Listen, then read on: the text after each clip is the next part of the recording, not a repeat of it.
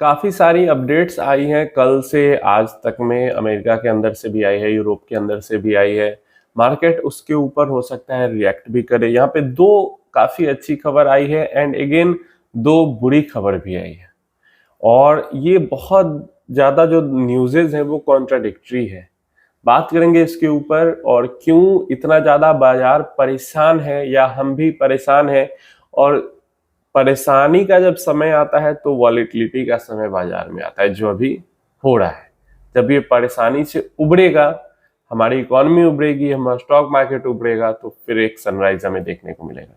सबसे पहले तो बात कर लेते हैं, अगर हम इंडिया को देखें तो नेपाल का भी हाल जो है वो हम सबको पता ही है। नेपाल के अंदर भी अनरेस्ट चल रहा है, वहां का पीएम ने इस्तीफा भी दे दिया, रिजाइन भी दे दिया। तो अगर भारत के चारों तरफ देखें, पाकिस्तान का तो हमेशा ही हाल बेहाल रहता है, कभी भी कोई सरकार अपना पूरा टर्म भी पूरा नहीं कर पाती। श्रीलंका में हमने देखा, वहां पे बदहाली हुई ही, इकोनॉमिक कितना बुरा हाल हो गया था। बांग्लादेश के अंदर हमने देखा कितना बुरा हाल हो गया था एंड अभी नेपाल के अंदर भी कितना बुरा हाल हो रहा है वो हम देख रहे हैं।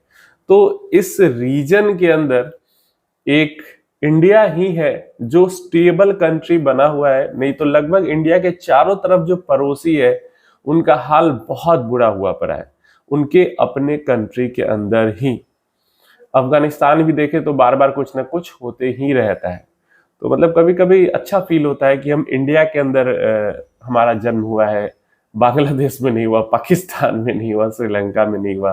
तो चलिए आप अपनी राय इसके बारे में जरूर बताना कि क्या फील करते हो आप एज ए इंडियन, खासकर ऐसी सिचुएशन को देख के जहां हर तरफ ये चीजें। और देखो यही चीजें जो होती है ना वो जियो पॉलिटिक्स को डिसाइड करती है। और जो टेंशन होता है, अनिश्चितता का समय आता है, हर जगह देखोगे अगर दुनिया के अंदर तो कुछ ना कुछ हो ही रहा है। अभी सबसे पहले हम अमेरिका की ही बात कर लेते हैं। तो यहाँ पे ट्रम्प की तरफ से बातचीत हुई है। After months of sharp warning over Russian oil imports, US President Donald Trump has now said that the trade talks with India are progressing and predicts a mutually beneficial outcome in the coming weeks। मतलब president मतलब सही में मुझे लगता है लगभग 1-1.5 महीने बाद या फिर मैं कहूँ तो 2 महीने बाद, 2 महीने पहले तक जरूर ट्रम्प कहते रहते थे कि अब बस हो जाएगा, ट्रेड डील होने वाला है, हो रहा है, ये हो रहा है। उसके बाद से 2 महीने तक बस जहर ही उगला उन्होंने। और 2 महीने बाद फिर से मतलब पहली बार इस तरीके की बात ट्रम्प के मुंह से सुनने को मिल रही है कि ट्रेड डील प्रोग्रेस कर रहा है, म्यूचुअल बेनिफिट्स वाला डील इंडिया और अमेरिका के बीच हो सकता है। इससे पहले एक ट्वीट भी ट्रुथ सोशल पे भी उन्होंने बोला था कि इंडिया अमेरिका अलाई है, पीएम मोदी मेरा दोस्त है, फिर मोदी जी ने भी कहा था। तो थोड़े से ट्रम्प के सुर यहाँ पे बदलते हुए जरूर दिख रहे हैं, लेकिन सिर्फ और सिर्फ ट्रम्प के ही सुर बदल रहे हैं, ट्रम्प एडमिनिस्ट्रेशन के सुर नहीं बदल रहे, ट्रम्प के आसपास के लोगों के सुर नहीं बदल रहे। क्यों मैं ऐसा कह रहा हूं? According to the report, dialing in talks between US and EU officials, मतलब अमेरिका और यूरोप के बीच में भी बातचीत हो रही है डील वगैरह को लेके।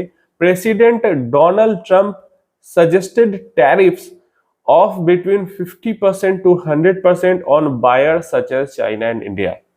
The source of the money for the Russian war machine is oil purchased by China and India. If you do not get to the source of the money, there is no way to stop the war machine, the official said. As Trump, the official said, is ready to go, but wants to EU to act alongside the US. अभी हो इसका मतलब मैं समझा देता हूँ।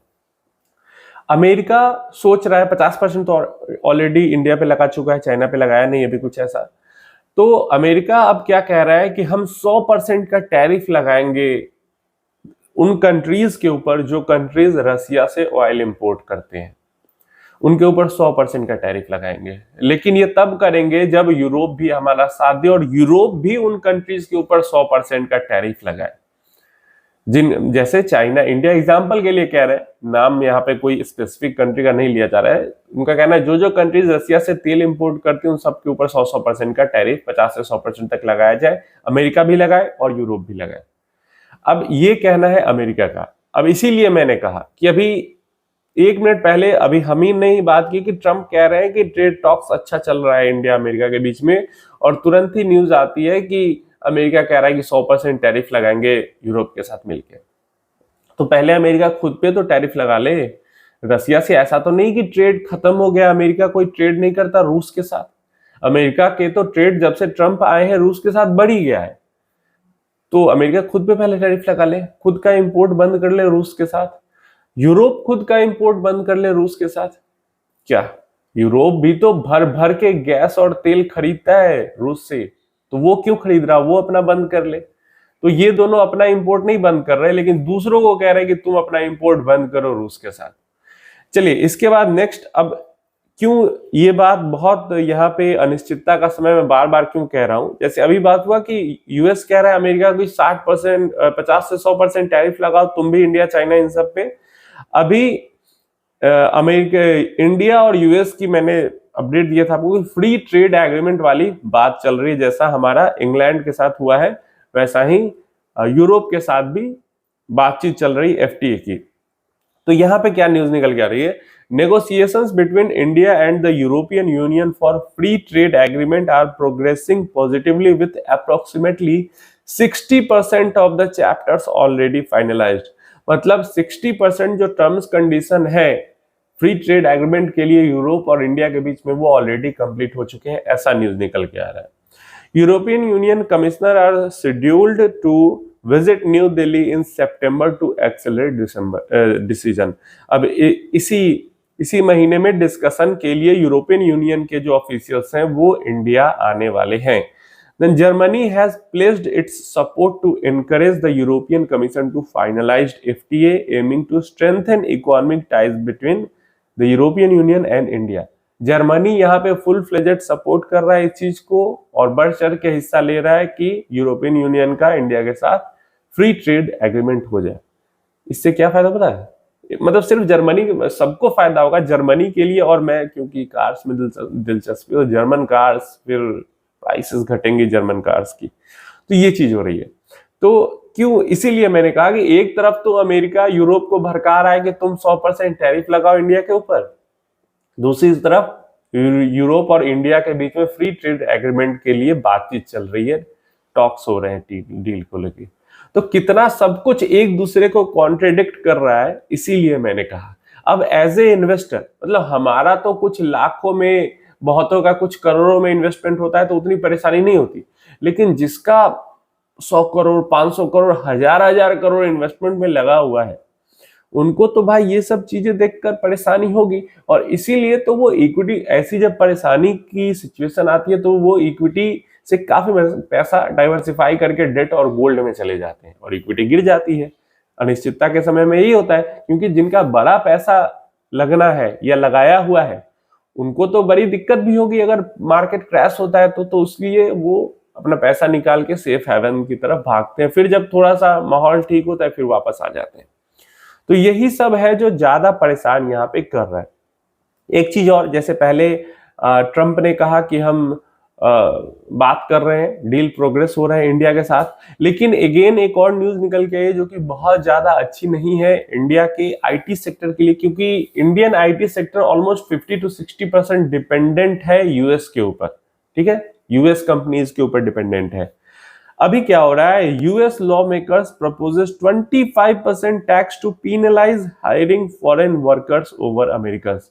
The Hire Act proposes a 25% tax on US companies outsourcing job overseas, aiming to protect American workers and curb foreign labor hiring। इसका मतलब क्या है, इसका मतलब ये है कि यूएस के सदन में एक बिल आया है पास होने के लिए, हायरिंग एक्ट बिल कहा गया है, मतलब हायरिंग एक्ट कहा गया है इसको। और इसके अंदर अगर ये पास हो जाते हैं, वैसे मुझे लगता है कि मुश्किल होगी इसको पास करने में, क्योंकि ये लोग लाए हैं रिपब्लिकन, कांग्रेस वाले इसका अपोज करने चाहिए।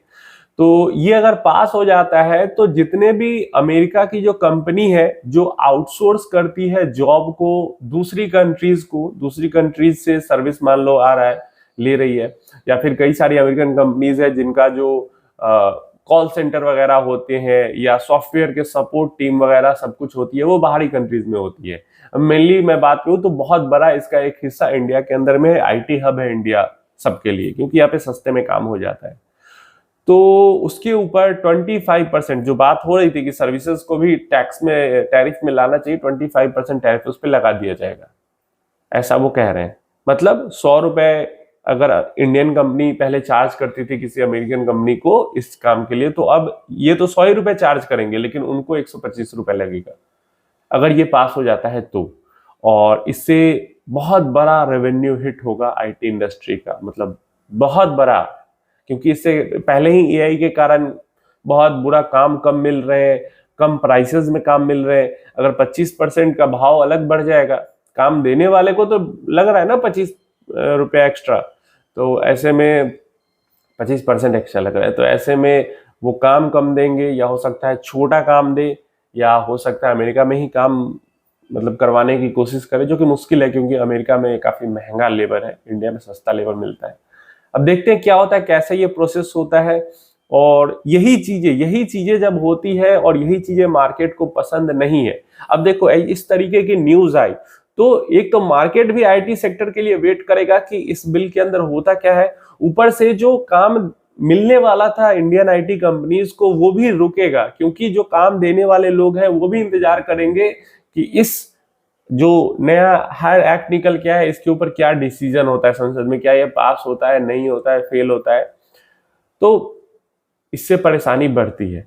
अब डेफिनेटली परेशानी बढ़ती है, लेकिन जैसे ही ये चीज क्लियर होगी कि पास हो भी जाएगा तो भी परेशानी क्लियर हो जाएगी, पास नहीं होगा तब तो और सोने पे सुहागा होगा।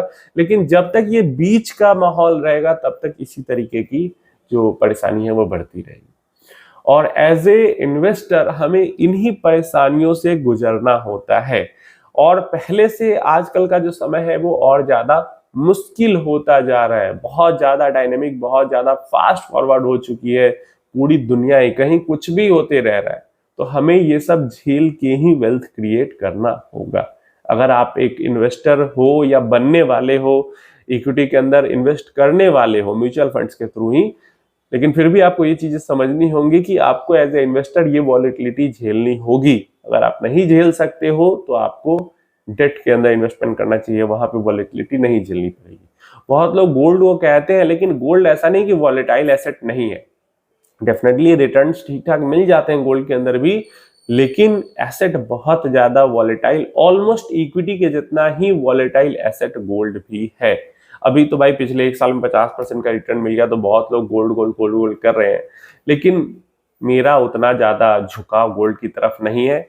जो घर के अंदर गोल्ड है फिजिकल वही काफी है, बहुत ज्यादा गोल्ड में इन्वेस्ट करने की मुझे नहीं लगता जरूरत है। थोड़ा बहुत कर लिया है तो वो उतना तो एक एक्सपोजर घर के गोल्ड से ही मिल जाता है पोर्टफोलियो के, इन द एंड आना आपके ही पास है।